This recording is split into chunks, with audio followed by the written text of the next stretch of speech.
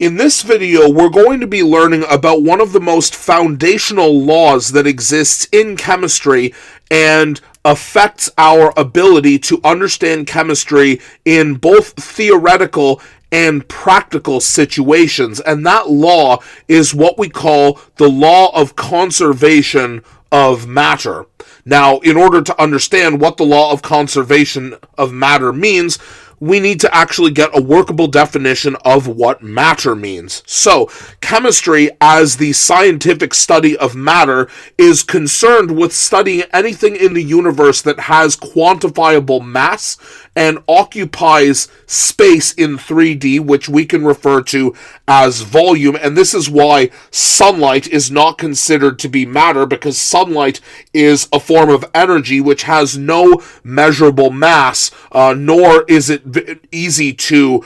describe how much volume sunlight occupies. But with gases, it is possible to measure all of the gas within a room, for example, because the gas within a room occupies the volume that the room takes up. Now, in chemistry, matter is defined as something that can neither be created nor can matter be destroyed. Instead, we can only convert matter from one form into another form, and this forms the basis behind understanding how chemical reactions work. What this means is that if we were to take the total mass of all of the chemicals in the reactant side of a chemical reaction, this must be equal to the total mass of all of the products within a given chemical reaction, because if it's impossible to create or to destroy new matter, then all that we can do is convert reactants into products, and this introduces us to the concept of why we need to balance chemical reactions in order to make sure that we have the same amount of products as we start with in reactants here. Now, one of the other important factors that we can look at in a chemical equation and learn from the equation itself is that we can also see the states of matter that all of our reactants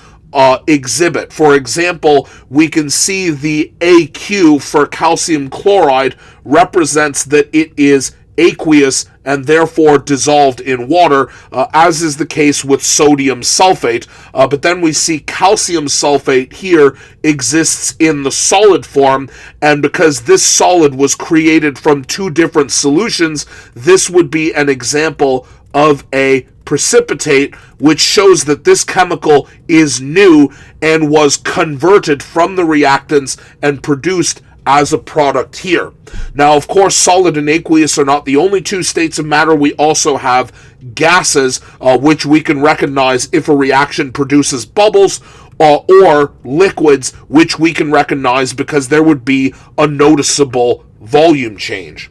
Now, when we go through the balancing of chemical reactions, the first thing that we need to do in order to balance the mass of our reactants and the mass of the products is to take a look at the number of atoms that exist within the reactants, and take a look at the number of atoms that exist within the products and make sure that those number of atoms are equal to each other. For example, we can see that there are 2 sodium atoms in the reactants, but only 1 sodium atom in the products here, and so we can do this. And what we just added here is what we call a balancing coefficient. Let me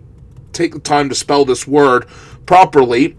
So in mathematics, a coefficient is a number that is added in front of a variable, and this number is applied to all of the elements within the compound that we put it in front of, and this allows us to change the number of products in this case, or if we add a coefficient onto either of the reactants, it allows us to do the same as well. So if we go ahead and complete this balancing, we can see that we now have 2 chlorine in the products here, but because calcium chloride also has 2 chlorine atoms here, our chlorine is now good. Now we can see that we only have 1 sulfate in the products and 1 sulfate in the reactants here. So sulfate is good, and you notice that we balanced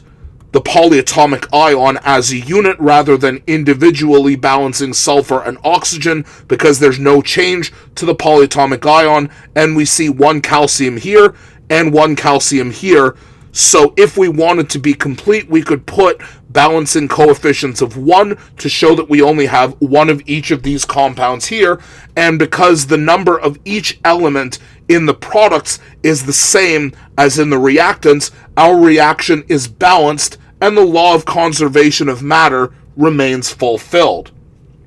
Now, if we look at reactions that involve ions, we also need to consider the charge of each of the ions here by making sure that we have the same amount of positive and negative charges in order to make sure that the amount of charge in the reactants and the products is the same. So if we were to do that here,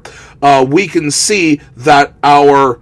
compound, aluminum chloride, has no charge because as an ionic compound, the charge of aluminum is canceled out by the charge of chlorine. Now, if we add a 3 here, because there are 3 chlorine atoms here, that means that we now have a charge of -3 in chlorine or chloride with these ions, and our aluminum has a +3 charge, and if we take +3 minus 3, our overall charge becomes 0, which is the same as our reactants here, and we can see that the positive and negative charges that appear in the reactants and the products are equal once again. That our reactants and products have not only the same amount of each of the atoms, 1 aluminum and 3 chlorine, but that they also have the same balance of charge, where both the reactants and the products overall have a neutral charge. To practice the balancing of chemical reactions, see if you can try the reactions below and see which balancing coefficients that you could add in order to make sure that the reactants and products of each of the equations below have the same number of each type of atom.